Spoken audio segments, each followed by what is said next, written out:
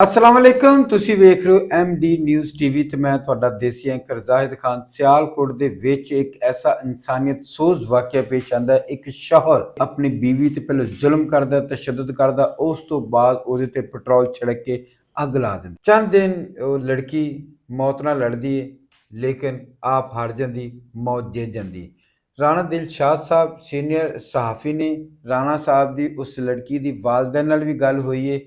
असल गल की थी हकीकत की। अस्सलाम वालेकुम। वालेकुम सलाम जाहिद भाई। बच्चा मरा हुआ पैदा होता है, मुर्दा बच्चा पैदा होता है। बस ये सुनने की देर थी तो ससुराल के तेवर बदल जाते हैं। सोनिया घर आती है 40 दिन के बाद, जब औरत बच्चे की पैदाइश के बाद बड़ा नाजुक जिस्म होता है और वो इस कंडीशन में भी नहीं होती किसी की वो मार खा सके। उस पर तशद्दुद किया जाता है, उस पर मारा जाता है, उसको कहा जाता है कि तुमने हमारा बेटा कत्ल कर दिया, तुम्हारे बाप ने हमारा बेटा कत्ल कर दिया, तुम्हारी माँ डाइन थी उसने मेरा बेटा कत्ल कर दिया। कुछ अरसा इसी तरह लड़ाई झगड़ों में गुजर जाता है, फिर वो उम्मीद से होती है।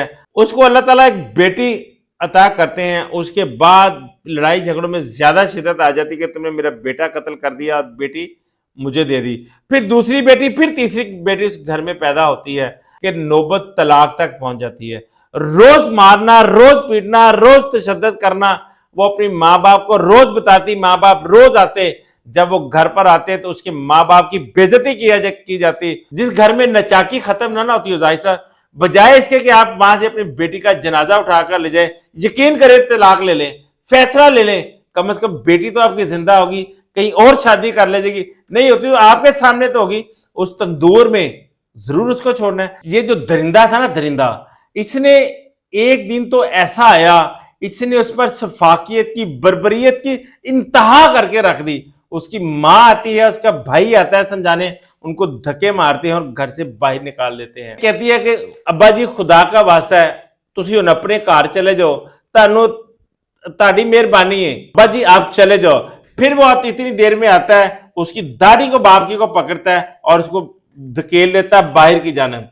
बाप रोता, माँ चीखती, वापस चली जाती है। इसी दौरान सितंबर में एक खबर आ जाती है कि सोनिया के भाई की शादी है और सब लोगों ने शादी पर आना है। बड़े अच्छे तरीके से सबको इनवाइट किया जाता है, इनविटेशन देते हैं, दावतनामा देते हैं कि आप लोगों ने आना है। सब लोग हामी भी भरते हैं लेकिन शादी पर नहीं जाते। फिर बेटी कहती है तो माँ फिर मेहंदी से एक दिन पहले आती है, उनको फिर बाबर करवाती है कि बाजी तुसी लाजमी आना है। काशिफ अपनी अम्मी नूं भैनां नूं सारियां नूं लैके आई। उनके दिमाग में बुग़्ज़ था, नफरत थी उनके खिलाफ, तो वो कैसे जाते? वो कहते हमने नहीं जाना। साथ उसकी मेहंदी वाले ने इजाजत देती है कि सोनिया तुम चली जाओ। वो सोनिया कपड़े उठाती है, अपने बच्चे तीनों उठाती है और हंसी खुशी, दिल में खुशियों का एक तूफान समाये, वो अपने घर में अपने माँ बाप के पास चली जाती है। पीछे उसके मारने की, उसको कत्ल करने की साजिशें बनाई जाती है, प्लान तरतीब दिया जाता है कि सोनिया आएगी तो उसको पहले कौन मारेगा, उसके साथ क्या सलूक किया जाएगा। तो इसी तरह होता है, सोनिया अपने घर जाती है, अपने भाई की ढोलक बजाती है, तेल लगाती है, सेहरे सजाती है, अपने भाई का कमरा सजाती है, सारी सेज सजाती है, अपनी भाभी को वेलकम करती है, उसको स्टेज पर बैठाती है, घर लाती है, उसके पास साथ बैठकर ढेरों बातें करती है। रात 2 बज जाते हैं। उसकी माँ कहती है सोनिया ओ धीए उन्होंने सोन भी दे ते आजा तू अपने वापस अपने कमरे च आ जा। कहती नहीं अम्मी मैं भाभी ने गल्लां कर रही ने। किसी को क्या पता कि वो उसके आखिरी लम्हात थे, वो आखिरी बातें थी, आखिरी मुलाकातें थी। हर बंदा अपनी अपनी बातों में मगन था, चीजों में मगन था। माँ उसका हाथ पकड़ती है, उसको उसके कमरे में ले जाती है। अगले दिन वलीमे की तकरीब होती है तो वो कहती है भाभी मेरा दिल नहीं कर रहा है तुम्हें छोड़ के जाने को, भाई मेरा दिल कर रहा है मैं और रहूं। तो भाई और बाप समझाते हैं कि सोनिया नहीं, तुम्हारा शोहर देखो पहले इतना जालिम है, तुम रहोगी तो जाएगा, लड़ाई झगड़ा करेगा, भी तुम बच्चे अपने घर चली जाओ। वो माँ बाप की बात समझ भी जाती है, वो बच्चे उठाती है। तो इसी तरह 7 माह की बच्ची उसने गोद उठाई हुई है, बैग पकड़ा हुआ है और 2 बच्चियां साथ उंगली पकड़ी हुई है। वो घर में दाखिल होती, मगरिब के वक्त जैसे ही वो घर पे दाखिल होती है तो ससुराली जो पहले एक प्लान तरतीब दे के बैठे हुए थे, उनके तेवर बदल जाते हैं, उन गुफ्तगू का अंदाज है वो बदल जाता है। आते ही उसको तंजिया तौर पे कहा जाता है कि डाइन आ गई हो घर में।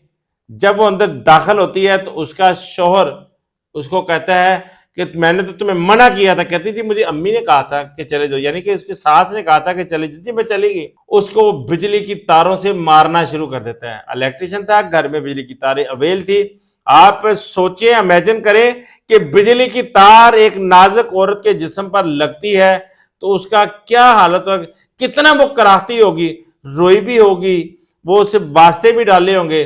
लेकिन उसके उस वक्त वो शैतान की औलाद बना हुआ था और इतना जुल्म उस रात किया गया कि यकीन करें कि शैतान ने भी कह दिया कि ये मेरी औलाद नहीं है। शैतान भी शर्मा गया होगा, इतना जुल्म उस नहत्ती सोनिया के साथ किया गया। उसको मारता है, मारने के बाद जब दिल नहीं भरता तो उसको जान से मारने की गरज से उसके गले में वो बिजली की तार डालता है और यूं करके खींच देता है कि जालिम भी बेनकाब होना था। अगर वो तार के साथ मर जाती तो ये जालिम शख्स बेनकाब ना होता। फिर वो जब इससे भी बच जाती है, उसका फिर दिल नहीं भरता तो वो फिर मारने के लिए उठता है।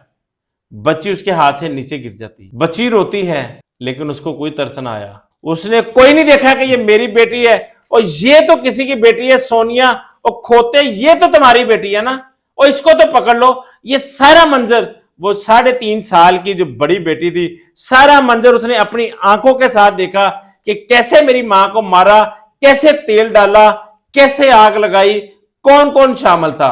अब जब बच्ची अपने नाने के घर में मौजूद है तो उसके नाना का कहना था कि जब भी आग देखती है तो डर जाती है, रोना शुरू कर देती है, वहां से भाग जाती है, आग वाली जगह पर के पास खड़ी नहीं होती। कई दफा इसको किचन में लेकर गए हैं तो रोती है, ऊंची ऊंची आवाज में बाहर भाग जाती है, कहती नाना अबू, नाना अबू, अबू आपको भी मार देंगे, नाना आपको मार देंगे, नानो नानो उधर ना जाना, नानो तुम्हें भी मार देंगे। अबू ने मारा, अम्मी ने मारा। अम्मी वो कहती थी अपनी दादी को कि उन्होंने मिलकर इसको मारा है। इस कदर खौफ में मुब्तला है वो बच्ची, खौफ में इस कदर मुब्तला है कि वो बच्ची अब क्या सोचते हैं कि वो सारी जिंदगी इसी करब के साथ जिंदगी गुजारेगी। उसी काशफ की बेटी सारी जिंदगी इस चीज से, इस सदमे से, इस गम से कभी नहीं निकल सकेगी और वो अपनी आंखों के सामने से मां को जलाए जाने वाला वाकया कभी झुटला नहीं सकेगी और अपने बाप को कोसती रहेगी।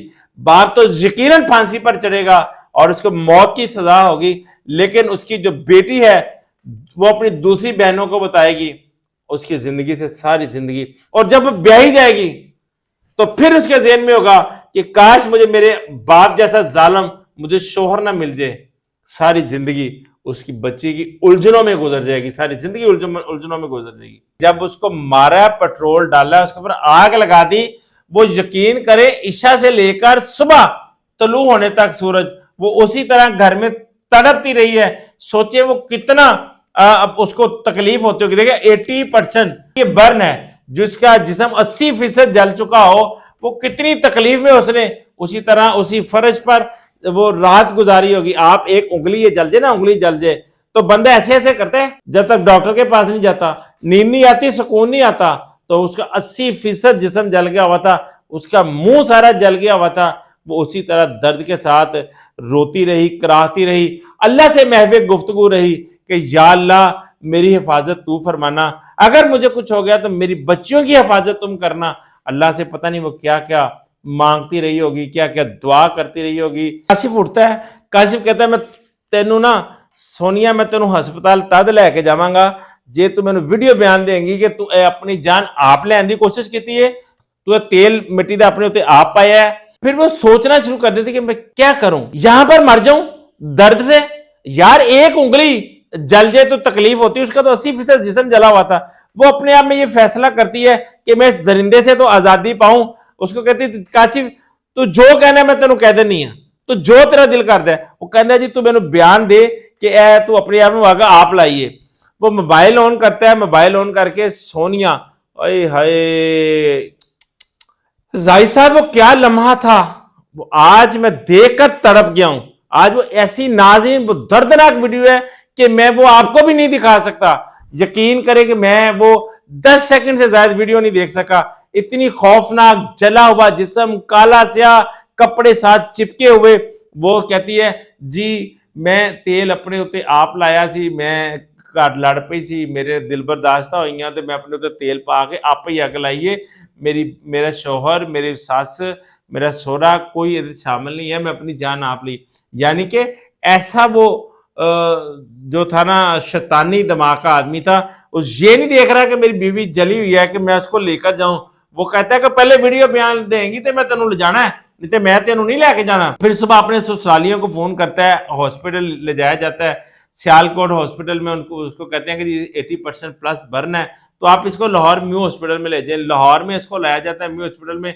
चंद दिन मौत से लड़ती है, लड़ती लड़ती एक दिन सोनिया फिर हार जाती है, जैसे अपने शोहर से हारी थी। सोनिया मौत से भी हार गई और मौत जीत जाती है, और सोनिया 11 अक्टूबर की शाम अपने खालके हकीकी से जा मिलती है। सोनिया ਦਾ ਇੱਕ ਵੀਡੀਓ ਬਿਆਨ ਆਇਆ ਸੀ ਕਿ ਮੇਰੀ ਸੱਸ ਵਗੈरह ਨੇ ਮੈਨੂੰ ਇਹ ਤਸ਼ੱਦਦ ਕੀਤਾ, ਜ਼ੁਲਮ ਕੀਤਾ। जी, वो हॉस्पिटल में जाहिर साहब बनवाया था उसके बाप ने, चूंकि डॉक्टरों का कहना था कि ये नहीं बचे। 65% से ऊपर बर्न हो ना तो जाहिर साहब वो डॉक्टर जवाब दे देते हैं, तो ये तो थी 80%। उनको अंदाजा था कि ये नहीं बचेगी। वो कहते हैं मेरी बेटी तो मर गई, लेकिन मैं उस दरिंदे को अंजाम तक जरूर पहुंचाऊंगा। ये बाप सोचता है, भाई सोचता है, फैसला करता है और अपनी बेटी का बयान रिकॉर्ड करता है।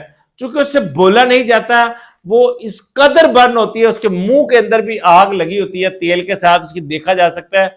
नाज़रीन, वो वीडियो दिखाई नहीं जा सकती, वो इस काबिल नहीं है।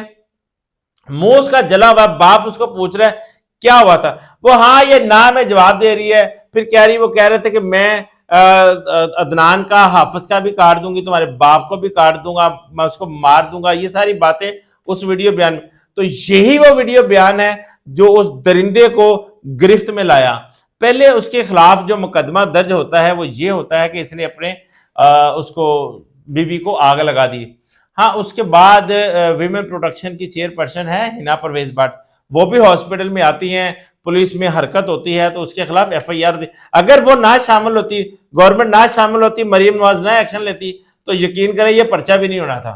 कि अभी उस पर है जलने की FIR। अभी 302 पे जो दफा है वो आजाद होगी और ये अपने अंजाम को पहुंचेगा। एक केस CCD ਦੇ ਹਵਾਲੇ ਕਰਨਾ ਚਾਹੀਦਾ।